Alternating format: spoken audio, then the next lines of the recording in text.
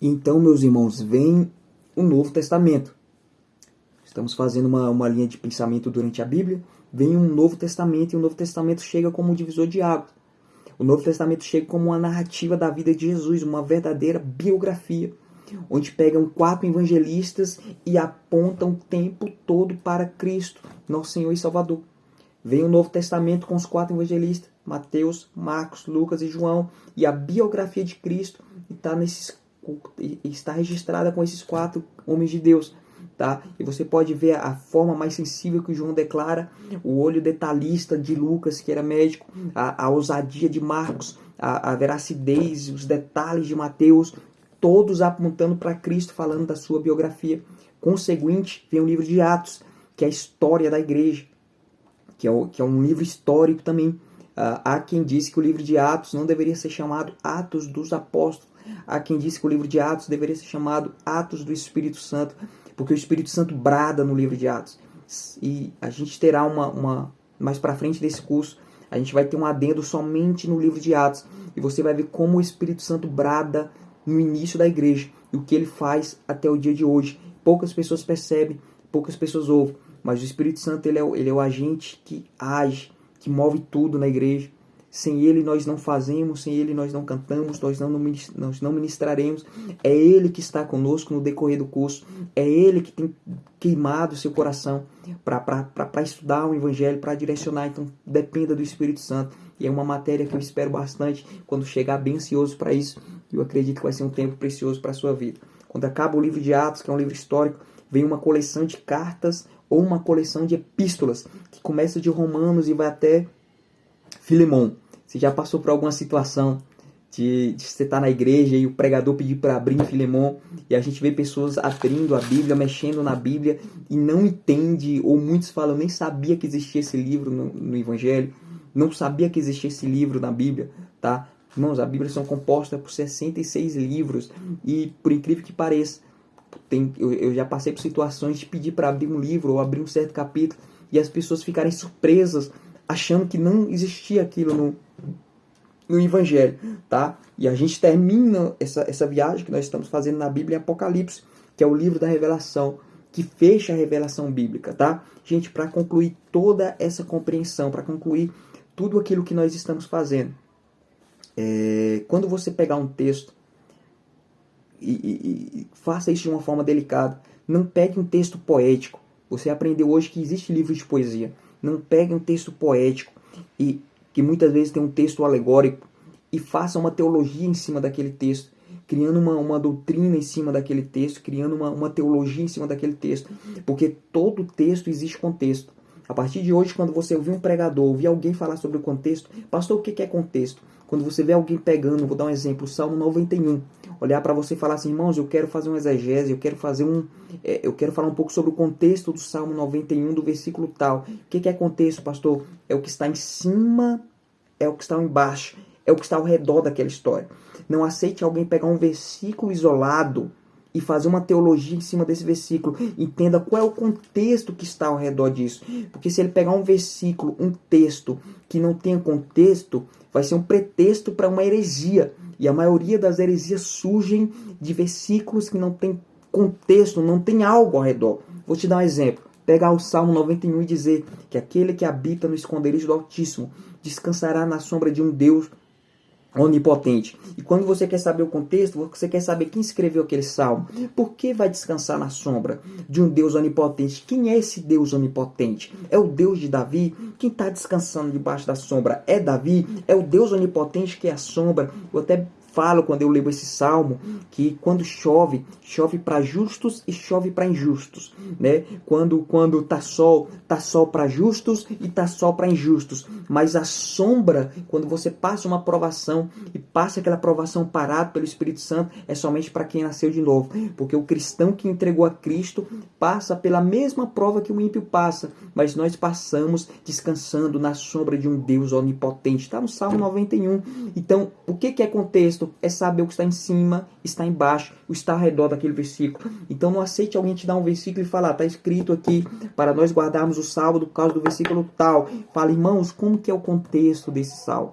Como que é o contexto desse texto? O que Paulo quis dizer antes? O que Paulo quis dizer depois? Então não pegue versículo isolado para fazer teologia. Tenha um contexto, tá? Por fim, estudar teologia é um entendimento a respeito de quem Deus é. Estudar teologia é um entendimento a respeito do que o Senhor deseja comunicar. Estudar teologia a respeito do que o Senhor pensa para o ser humano. O que Deus pensa para o futuro. O que o Espírito Santo pensa para a sua vida. Deixa eu dar um pequeno exemplo para vocês aqui para encerrar essa primeira aula, tá? Lembrando que no YouTube ela está sendo postada em partes, tá? Em pequenas partes. E a partir da semana que vem será a aula direta, sem nenhum tipo de corte, tá? Então, assim, na próxima aula a gente vai falar bastante sobre ferramentas da teologia. As 2 primeiras aulas do curso é só sobre a base da teologia.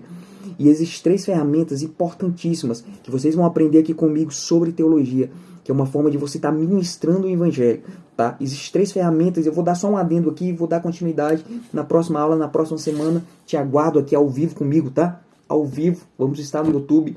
Vou deixar a aula registrada, a aula gravada para os alunos do ITED, tá? Questionários e apostilas. Provavelmente você que é aluno nosso já está com essa apostila em mão aí, né? Você que tem se comprometido conosco já está com essa apostila em mão e já pode estar acompanhando o que eu estou falando.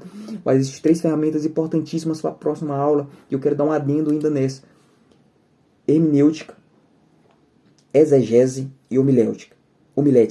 Eu não sei você, mas quando eu me converti, e o Senhor começou a queimar no meu coração o evangelho, e eu ouvi um pregador olhando e falando bem assim: eu quero fazer uma exegese desse texto. Eu quero fazer uma exegese desse texto e passar para a igreja. E eu ficava pensando, talvez você também já possa ter passado por isso. O que é uma exegese? Que forma é essa? Que ferramenta é essa que este pregador usa? Que essa pregadora usa para passar para a igreja, que passa de uma forma envolvente? Você já percebeu, irmãos? Não é julgando uma pregação, não é julgando uma ministração, mas você vê pregadores que você olha e você fala: esse cara se preparou, essa mulher se preparou, ele tem uma bagagem para isso, ele tem um preparo para isso. E existe outros que você vê que não houve um preparo para aquela ministração, para aquela pregação específica. Então, a hermenêutica, você vai aprender um pouco mais na próxima aula, e eu quero só finalizar essa aula com isso. A hermenêutica é uma ferramenta que vai te ajudar a entender o texto. Qualquer texto que você lê no Evangelho. A hermenêutica vai te ajudar a entender, e nós vamos falar sobre isso na próxima aula. E a exegese, pastor? A exegese vai te ajudar a analisar em detalhes o que a hermenêutica te deu para entender. Então, a hermenêutica vai te trazer entendimento. A exegese vai te trazer análise específica do texto. E a homilética é uma forma que você vai passar para a igreja aquilo que você entendeu e aquilo que você analisou. Um exemplo bem simples para a gente terminar. Não vou nem pegar um texto bíblico, vamos pegar uma história simples para você entender. Você está num rancho, final de semana, um domingo. Você foi almoçar numa chácara da sua família, num rancho, numa casa da sua família. E toda a família está reunida. Tá filhos, tá esposo, tá esposa, tá tios, tá cunhados, tá lá 20, 30 pessoas da família reunida, tá? E de repente à tarde você saiu dali do almoço, foi nos fundos e brincando ali com seus filhos, você achou enterrado um baú, tá? Você achou enterrado um baú. Quando você pega esse baú, meus irmãos, você achou esse baú naquele almoço, bem simples para você entender, tá? Na próxima aula a gente aprofunda um pouco mais. Mas quando você pega esse baú e você tira aquele baú de lá, você abre e você achou uma carta. Quando você achou uma carta e você viu aquele baú antigo, você começa a perceber que é um baú não da sua época, um baú da época do seu avô, do seu bisavô, e você pode usar as mesmas 3 ferramentas que eu acabei de te explicar para identificar aquela carta. Tá? Essas ferramentas é para um uso bíblico, mas eu quero te trazer essa versão, essa história mais simples, assim, no meio de uma família, que é para você entender. Aquela mulher achou um baú, quando ela tira o baú, ela vai usar a hermenêutica. Porque a hermenêutica vai ajudar ela a entender quem foi que escreveu aquela carta. Quando escreveu aquela carta. E por que escreveu aquela carta. É a mesma coisa que você vai fazer quando você achar um texto bíblico. Quem escreveu, por que escreveu, quando escreveu.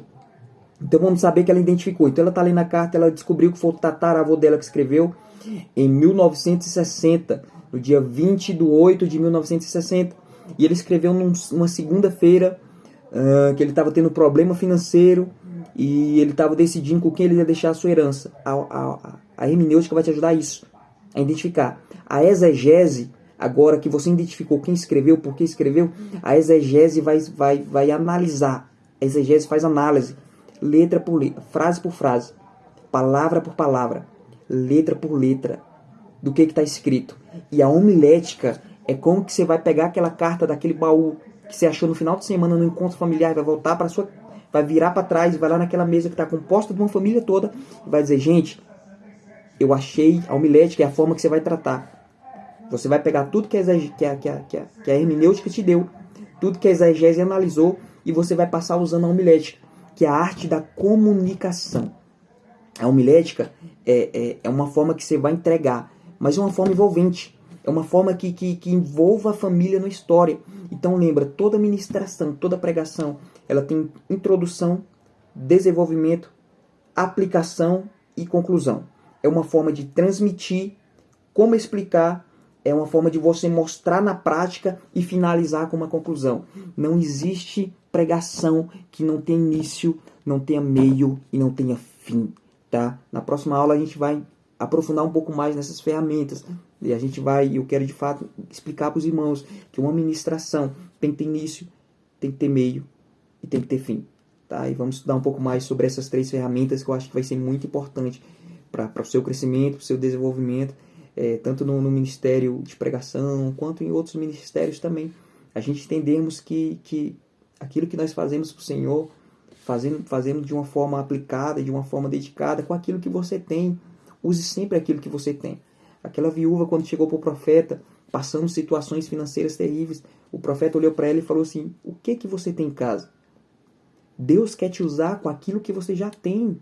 O que você já tem que você pode melhorar, que você pode forjar, que você pode aprimorar? O Espírito Santo vai moldar sua vocação na medida que você se dedica ao melhor crescimento. Para encerrar essa aula, eu me recordo de Jeremias, o livro de Jeremias, quando ele encerra aquele versículo e ele diz que maldito é aquele que faz a obra do Senhor relaxadamente. Então entregue para o Senhor o seu melhor e receba de Deus o melhor dele nessa terra. Amém? Deus possa estar te abençoando. Vou estar postando essa aula no YouTube em partes, tá? E a partir da próxima semana a gente vai ter um vídeo só, a aula completa. Você que é nosso aluno já está com a apostila em mãos, e essas 2 primeiras aulas de fato é só a base da teologia, meus irmãos. É só a base da teologia, é só o início para você tá compreendendo algumas coisas. E semana que vem a gente encerra essa aula das bases da teologia e eu mando um questionário para os alunos, 10 perguntas. Vocês pegam as perguntas, preenchem, mandam no privado para o WhatsApp, que eu vou estar colocando lá no nosso grupo fechado do ITED, tá? Envia e a gente vai estar avaliando, tá bom? 6 perguntas, avaliação. Acertou 6 perguntas, a gente dá continuidade ao curso, tá? Não conseguiu acertar 6, eu envio um outro questionário para você ser reavaliado novamente, envia no particular, a gente vai estar organizando, finalizando e dando prosseguimento ao curso. Amém? Que Deus vos abençoe. Ótimo dia, ótima tarde, ótima noite. Fica na paz do nosso Senhor Jesus Cristo.